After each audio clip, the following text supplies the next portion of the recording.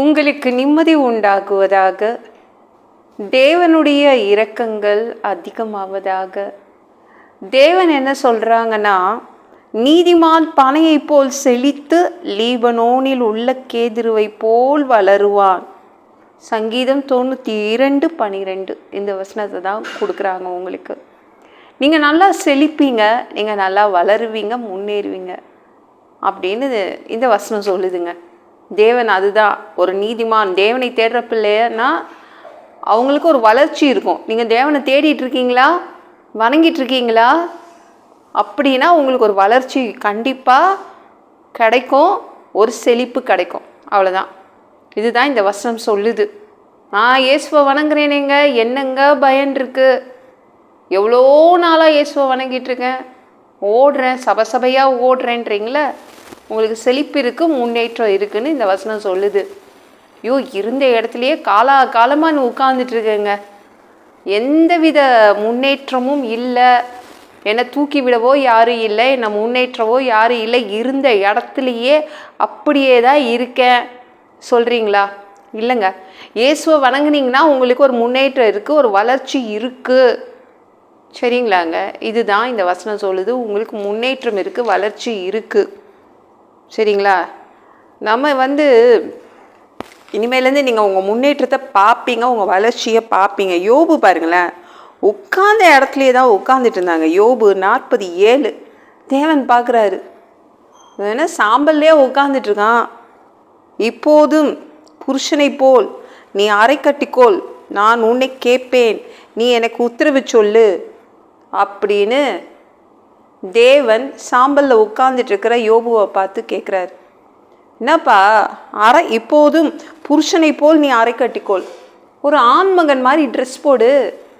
என்ன ட்ரெஸ் போட்டிருக்க, எப்படி எவ்வளோ அக்கறை பாருங்களேன்.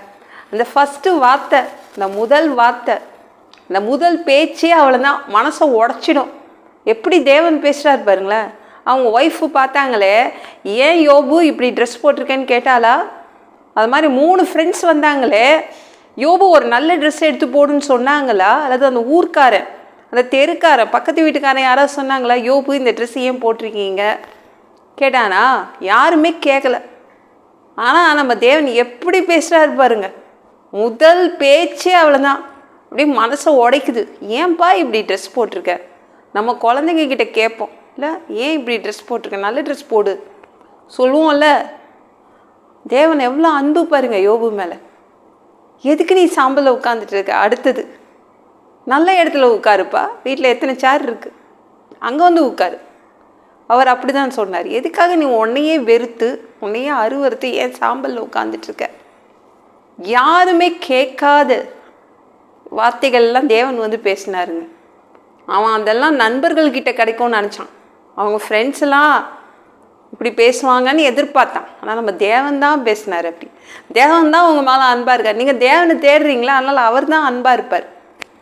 யோபுக்கிட்ட அப்படி சொல்லிட்டு யோபுவுக்கு ஆரோக்கியத்தை கொடுக்குறாரு.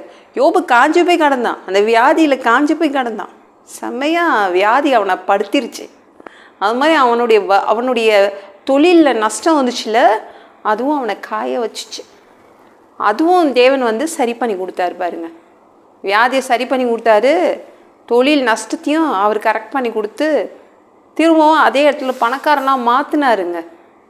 சாம்பல்லையே உட்காந்துட்ருக்கீங்களா? நீங்கள் கஷ்டங்கள்லேயே உட்காந்துட்ருக்கீங்களா? முன்னேற்றுவதற்காக, உங்களை கவனிப்பதற்காக தேவன் வராருங்க.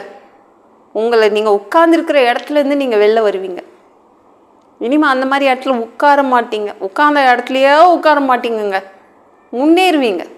முன்னேற்றம் இருக்கும், வளர்ச்சி இருக்கும். ஏன்னா நீங்கள் தேவனை தேடுறீங்க. சரிங்களா? நம்ம யோபு அவங்க ஃப்ரெண்ட்ஸ் வருவாங்கன்னு தேடவே இல்லை. அப்பா என் நண்பர்கள் வருவாங்க, என்னை காப்பாற்றுவாங்கன்னு சாம்பலில் உட்காந்து அவன் தேடலை. அவன் எதிர்பார்த்ததே தேவனை தான். அவன் தேவனை தான் எதிர்பார்த்தான். அதே மாதிரி தேவனும் அவனுக்கு எல்லாம் செய்து கொடுத்துட்டு அவனை செழிப்பாக்கிட்டு போயிட்டாரு. நீங்கள் கவலைப்படாதீங்க. எந்த இடத்துல உட்கார்ந்த இடத்துலையோ உட்காந்துட்ருக்கேன், பார்த்ததையே பார்த்துட்ருக்கேன், எத்தனையோ வருடங்களாக இதே கஷ்டம் தான், இதே வறுமை தான், இதே வியாதி தான். எல்லாம் மாறும், எல்லாம் மாறும். தேவன் நீங்கள் உட்கார்ந்த இடத்துல இருந்து உங்கள் இடத்த மாத்துறாரு. சரிங்களாங்க? உங்களை உயர்த்துவார். கவலைப்படாதீங்க. நீங்கள் செழிப்பாக இருப்பீங்க. ஏன்னா இயேசுவை தேடுற பிள்ளைங்க செழிப்பாக தான் இருப்பாங்க. இயேசுவை தேடுற பிள்ளைங்க முன்னேறுவாங்க. ஓகேங்களா? இந்த வீடியோ பிடிச்சிருந்துச்சுன்னா மற்றவங்களுக்கு ஷேர் பண்ண மறக்காதீங்க. கர்த்தர் தாமே உங்களை ஆசீர்வதிப்பாராக.